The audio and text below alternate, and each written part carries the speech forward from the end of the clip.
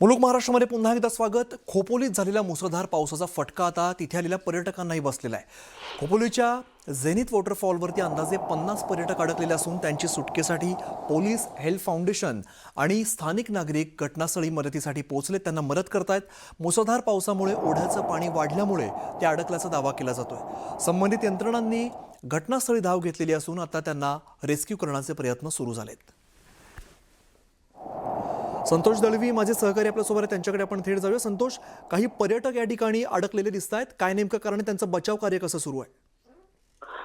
अमित, खोपोली येथील झेनिथ वॉटरफॉलवर अंदाजे 50 एक पर्यटक अडकले असून त्यांच्या सुटकेसाठी पोलीस, हेल्थ फाउंडेशन आणि स्थानिक जे नागरिक आहेत ते घटनास्थळी आता पोहोचलेले आहेत। पर्यटनाचा आनंद घेण्यासाठी गेलेल्या पर्यटकांना घाटमाथ्यावर पडत असलेल्या मुसळधार पावसाचा अंदाज न आल्याने आणि ह्या ओढ्याचं पाणी वाढलं आणि पलीकडच्या बाजूला हे अडकून पडलेत। आता संबंधित यंत्रणा घटनास्थळी पोहोचलेली आहे आणि त्यांना रेस्क्यू करण्याचे प्रयत्न सुरू झालेले आहेत। अमित, बरं संतोष, धन्यवाद या माहितीसाठी। तर रायगडच्या माणगाव तालुक्यामध्ये पावसाने दमदार हजेरी लावली आणि मुसळधार पावसामुळे रस्त्यावरती मोठ्या प्रमाणात पाणी साचलंय। लोणेरे विद्यापीठ रस्ता पाण्याखाली गेलाय। रस्त्यावरती पाणी आल्यामुळे विद्यापीठाकडे जाणारा मार्ग हा वाहतुकीसाठी बंद करण्यात आलाय।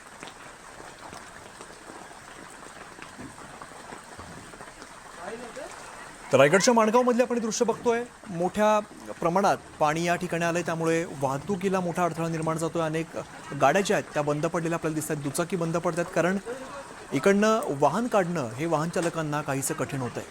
माणगाव तालुक्यामध्ये दमदार पाऊस सुरू आणि या पावसामुळे मोठ्या प्रमाणात पाणी आलंय। माझे सहकारी मोहन जाधव आपल्यासोबत आहेत, त्यांच्याकडे आपण थेट जाऊया। मोहन, मोठ्या प्रमाणात पाऊस होतोय, अनेक रस्त्यांवरती पाणी साचल्याचे चित्र दिसतंय। रायगडमध्ये दक्षिण भागात मोठ्या प्रमाणात पाऊस पडतोय, मुसळधार पाऊस पडतोय। माणगाव, लोणेरे ह्या गोरेगाव या ठिकाणी मुसळधार पाऊस पडतोय। लोणेरे आणि विद्यापीठकडे जो जाणार आहे त्या रस्त्यावर पाणी साचलेलं आहे, तो रस्ता बंद करण्यात आलेला आहे। प्रशासन त्या ठिकाणी पोहोचलेलं आहे। पावसाचा जोर काल रात्रीपासून कायम आहे आणि तसंच रायगड जिल्ह्यात खोपोलीमध्ये पण प्रचंड पाऊस पडतोय, त्या ठिकाणी पण पर्यटक अडकलेले आहेत। पावसाचा जोर जो आहे तो कायम आहे। कालपासून जो आहे पाऊस मोठ्या प्रमाणात पडतो आणि दक्षिण भागात बघितलं तर खूप मोठ्या प्रमाणात पाऊस पडतो। तिकडे जे नद्या आहेत ते तुडुंब भरलेले आहेत, धरणं भरलेली आहेत। कायम म्हणजे सतत पाऊस पडल्याने 23 ते धरणं आहेत ते भरलेले आहेत आणि अजून जर पाऊस पडला तर 28 धरणं जे आहेत ते 100% भरून वाहतील। पावसाचा जोर कायम आहे। सतर्क राहण्याचे जे काम आहे ते नागरिकांनी करावं असं प्रशासन, जिल्हा प्रशासनाने सांगितलेलं आहे। काम असेल तरच घराबाहेर पडा। ठिकठिकाणी पाणी साचल्याने नागरिकांनी घराबाहेर पडू नये, कुठे जाऊ नये असं जिल्हा प्रशासनाने सांगितलेलं आहे। बरं मोहन, धन्यवाद या सगळ्या सविस्तर माहितीसाठी। दरम्यान नागपूरला मुसळधार पावसानं झोडपलेलं आणि या मुसळधार पावसामुळे शहराच्या वेगवेगळ्या भागामध्ये पाणी साचलंय। नागपूरमध्ये पडलेल्या या पावसामुळे प्रतापनगरमधील सोमलवार शाळेमध्ये पाणी साचलंय। शाळेमध्ये अडकून पडलेल्या विद्यार्थ्यांना स्थानिकांनी बचाव कार्य राबवत सुखरूप बाहेर काढलंय। नागपूरच्या तात्या टोपे हॉल या सगळ्या परिसरामध्ये सुद्धा रस्त्यावरती मोठ्या प्रमाणात पाणी साचलंय। वाहतूक दुसऱ्या बाजूने वळवावी लागली आहे। शहरातील नरेंद्रनगर रेल्वे पुलाखाली पाणी साचलं आणि या मार्गावरती आता वाहतूक पूर्णपणे बंद झाली आहे। मनीषनगरचा अंडर ब्रिज पाण्याखाली गेल्यामुळे ब्रिज बंद करण्यात आलाय। हिवरीनगर, बेसा तसंच बेलतरोडी या भागात सुद्धा पाणी साचलंय। नागपूरमध्ये गेल्या 2 तासांपासून मुसळधार पाऊस सुरू आहे। पावसामुळे प्रतापनगरमधील सोमलवार शाळेतील मैदानामध्ये पावसाचं पाणी साचलंय। शाळा सुरू असताना मैदानात पाणी साचल्यामुळे विद्यार्थ्यांना पाण्यातून वाट काढावी लागण्याची शक्यता आहे। शाळेजवळ रस्त्याचं काम सुरू आहे आणि त्यामुळेच पाणी साचल्याचा अंदाज व्यक्त केला जातोय। अशामध्येच आज जिल्ह्यामध्ये पावसाचा येलो अलर्ट देण्यात आलेला आहे, त्यामुळे प्रशासनाकडून आता नागरिकांना सतर्क राहण्याच्या सूचना दिल्या।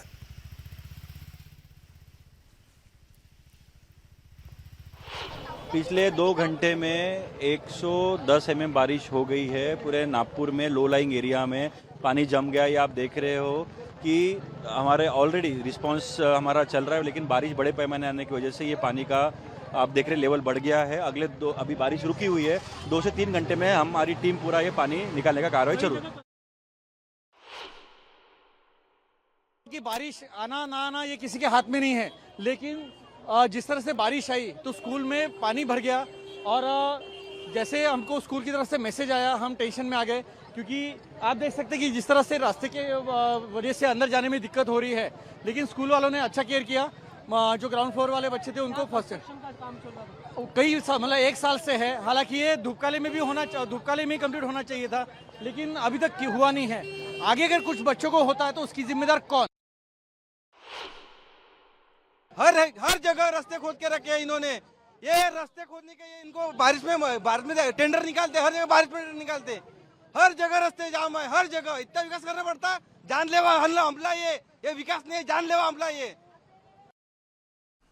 तर नागपूर शहरामध्ये मुसळधार पावसामुळे अनेक ठिकाणी पाणी भरलेलं आणि अशामध्येच नरेंद्रनगर रेल्वे पुलाखाली पाणी साचलंय, त्यामुळे या मार्गावरील वाहतूक आता बंद करण्यात आलेली आहे। मनीषनगरचा अंडर ब्रिज पाण्याखाली गेलाय, त्यामुळे ब्रिज बंद करण्यात आलाय आणि बरेच परिसर जर आपण बघितले, हिवरी नगर आहे बेसा, त्यानंतर बेलतरोडी भागात सुद्धा मोठ्या प्रमाणात पाणी साचलंय।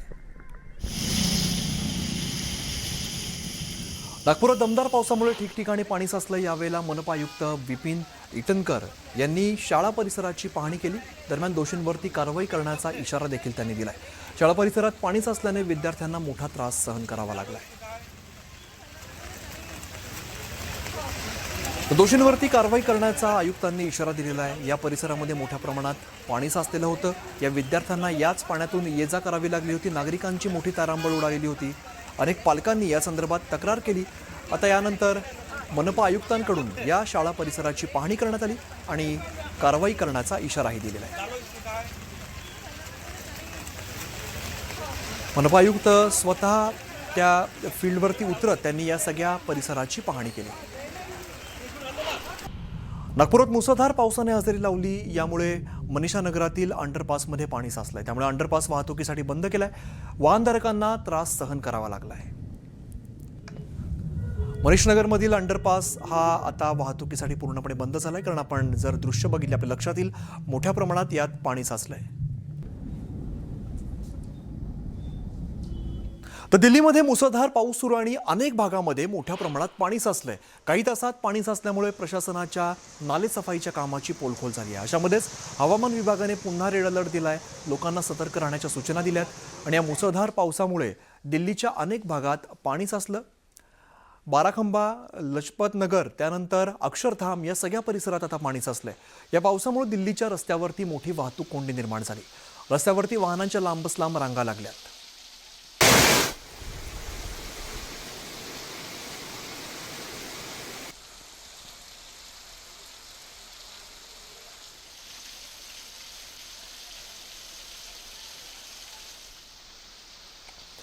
हिमाचल प्रदेश आणि उत्तराखंडमध्ये मुसळधार पाऊस झाला। यामुळे मोठ्या प्रमाणात जनजीवन विस्कळीत झालंय। नागरिकांच्या घरात पाणी शिरलंय। चांबामध्ये पुराच्या पाण्यामध्ये अनेक वाहनं जी वाहून गेलेली आहेत। पुराच्या पाण्यासोबत आलेल्या ढिगाऱ्याखाली अनेक ट्रक अडकलेले आहेत। चांबामधले आपण हे सगळे दृश्य बघतो। हिमाचल प्रदेशमध्ये, उत्तराखंडमध्ये मुसळधार पाऊस झाला, अतिवृष्टी झाली आणि अनेक ठिकाणी भूस्खलनाच्या घटना घडलेल्या आपण बघितल्या। यानंतर अनेक वाहनं जी आहेत ती या पुराच्या पाण्यात वाहून गेलीत। अनेक वाहनं जी आहेत ती ढिगाऱ्याखाली अडकलेली आहेत।